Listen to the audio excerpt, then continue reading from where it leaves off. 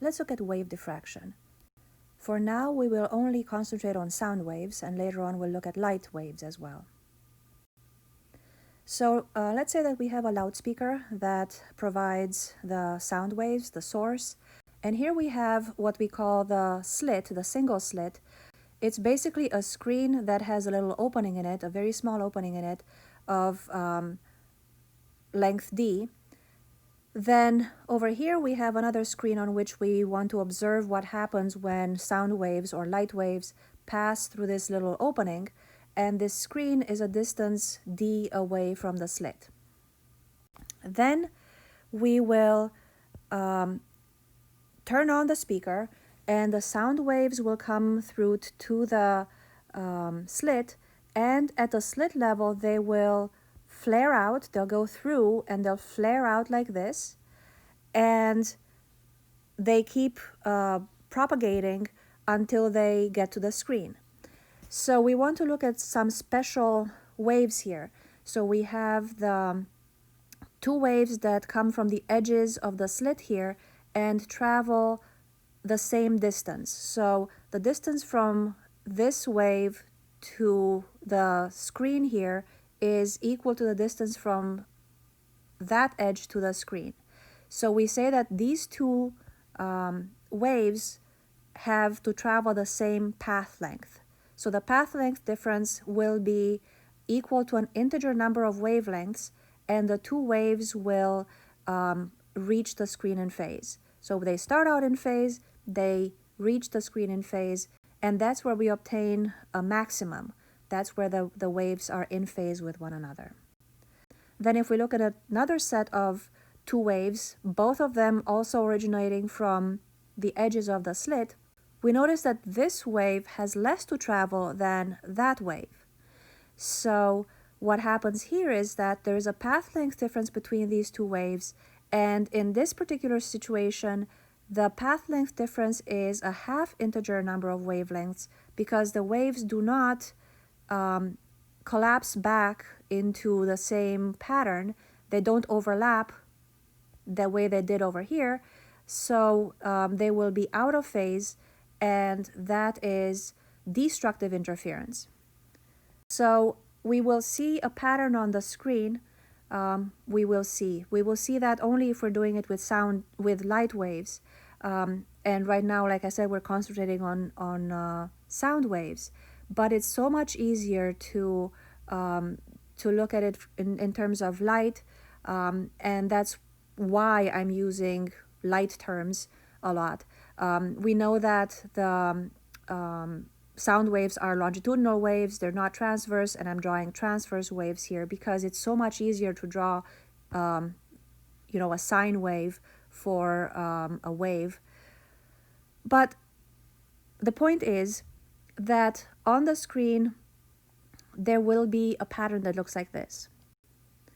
So I got rid of the screen over here so we can see the pattern a little bit better.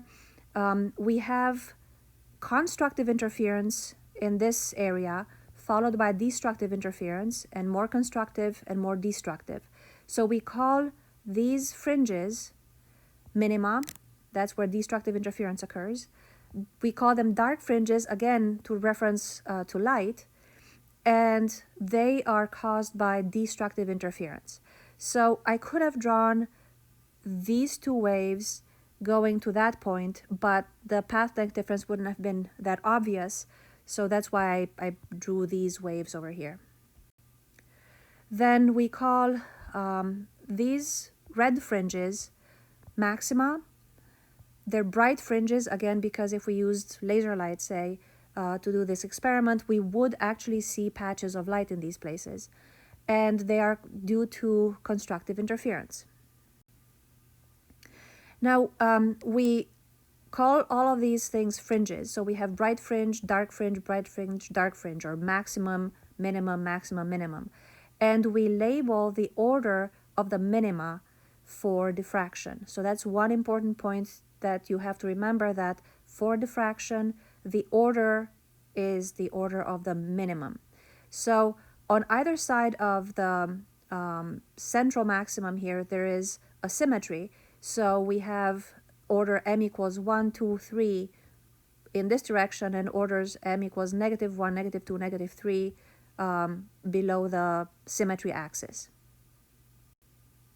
Other things that are useful to know here are the angular position of the dark fringes. So that's why I have this angle theta. It's the angle that this line that comes from the center of the slit to the minimum makes with this symmetry axis. So this angle is going to be related to the slit width and the order of the fringe in the following way. We have the slit width times sine of that angle is equal to the order of the fringe times the wavelength. So this is one equation for diffraction, but this angle can be also found by measuring the distance from the first minimum, second minimum, whichever we're interested in, to the axis here, and using tangent of the angle as that distance divided by d. So we can find that angle two different ways, one from diffraction and the other one from trig, and solve for whatever it is in a problem that we're looking for. Now, if this aperture here, if the opening were circular rather than just a rectangle, just like it's an opening, it's a circular opening for the speaker here, then the equation changes a little bit. Now we have d sine theta is equal to 1.22 m lambda. So the shape of the opening changes the outcome of the equation by this value. Another important thing to know about the pattern that diffraction forms on a screen is the intensity. So we see that the central bright fringe is the most intense one, and it's followed by progressively dimmer fringes.